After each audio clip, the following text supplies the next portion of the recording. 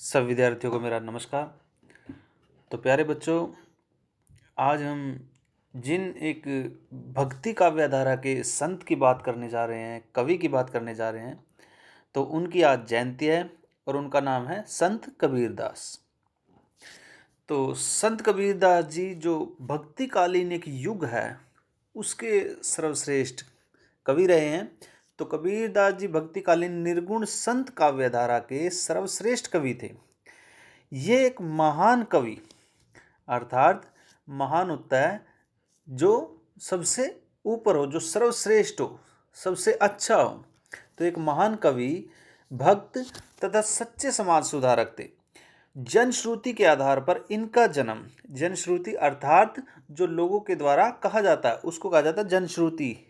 जनश्रुति के आधार पर इनका जन्म सन 1398 ईस्वी में काशी नामक स्थान पर हुआ माना जाता है। ऐसा जनश्रुति के आधार पर इनका जो जन्म है वो माना जाता है। किंवदंती किंवदंती किसी का कहा हुआ या कहा जाता है या प्रचलित है कि इनका जन्म एक विधवा ब्राह्मणी के गर्भ से हुआ जिसने लोक लाजवश इनका परित्याग कर दिया अर्थात इनको त्याग दिया और इन्हें काशी के लहर तारा नामक तालाब के किनारे छोड़कर चली गई, जहां से इनको नीरू और नीमा नामक जो जुलाहे थे, जुलाहे हुए होते हैं जो वस्त्र बनाते हैं, वस्त्र बुनते हैं, उस दंपति ने इनको क्या किया, प्राप्त किया तथा इनका पालन पोषण किया।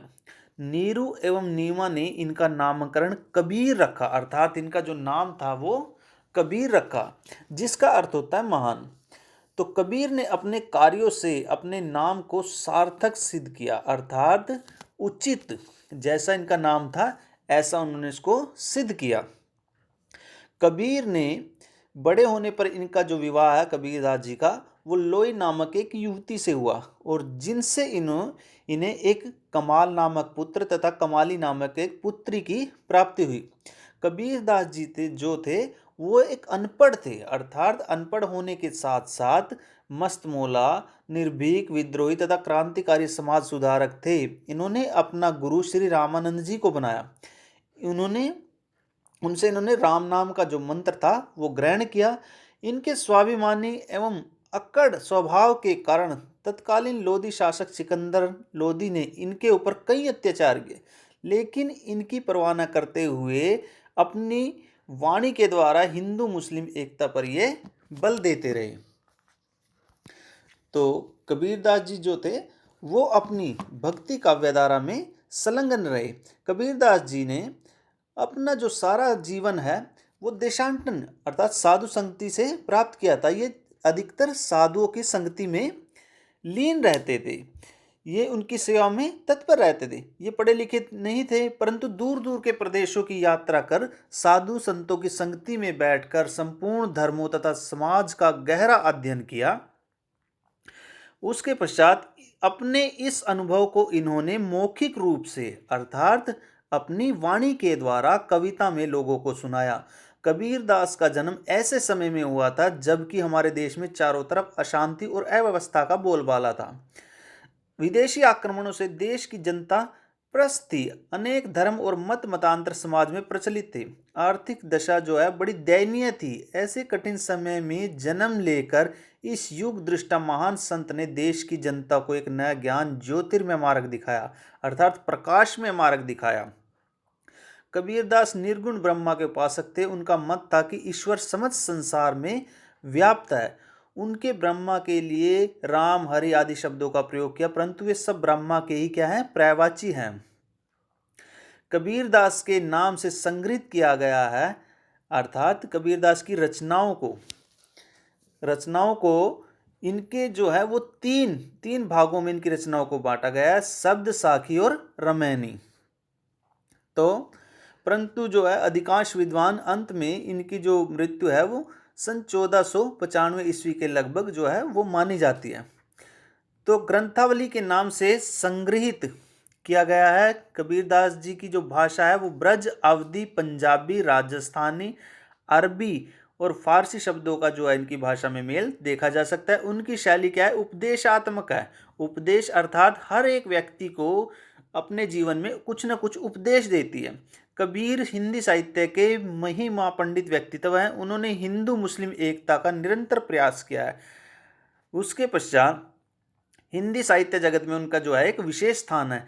अशिक्षित होते हुए भी उन्होंने जनता पर जितना गहरा प्रभाव डाला है उतना बड़े से बड़ा विद्वान भी नहीं डाल सके हैं। अर्थात वे सच्चे अर्थों में एक समाज सुधारक थे। तो कबीरदास जी की कुछ पंक्तियां हैं, मैं आपके सामने कहना चाहूँगा। तो सबसे पहले जो इनके जो एक शब्द के, माला फेरत जुग भया फिरा न मन का फेर, कर का मन का डार दे मन का मन का फेर। अर्थात कोई व्यक्ति लंबे समय तक हाथ में लेकर मोती की माला तो घुमाता है, परंतु उसके मन का जो भाव है वो नहीं बदलता। उसके मन की जो हलचल है, जो शांत हलचल जो है, एक लालसा जो जिज्ञासा, वो शांत नहीं होती। कबीर ऐसे व्यक्ति को सलाह देते हैं कि हाथ की इस माला को फेरना छोड़कर मन के जो मोतियों की माला है अर्थात उसको बदलना चाहिए। उसके पश्चात है, बुरा जो देखन में चला बुरा न मिलिया कोई, जो दिल खोजा आपना मुझसे बुरा ना कोई। कबीरदास जी कहते हैं कि जब मैं संसार में बुराई खोजने चला तो मुझे कोई भी बुरा व्यक्ति नहीं मिला।